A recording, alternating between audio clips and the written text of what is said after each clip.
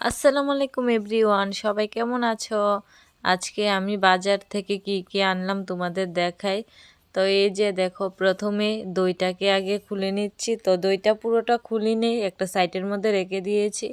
আর এইদিকে দেখো আঙ্গুল ফল আর হচ্ছে খেজুর, আর এইদিকে হচ্ছে কালা আঙ্গুল ফল। আমার মেয়ের জন্য সাদা আঙ্গুল ফল খায় না, তার জন্য কালা আঙ্গুল ফল নিয়ে এসেছি। আর হচ্ছে কলা, আমার শাশুড়ির জন্য পান, নারিকেল, সামনে যেহেতু ঈদ তো নারিকেলও নিয়ে এসেছি। আর হচ্ছে মালটায় আপেল, কলা, আর এটি হলো বাদাম, আর এইদিকে হলো তরমুজ, আরেকটা তরমুজ। তো দুটো তরমুজ নিয়ে এসেছি।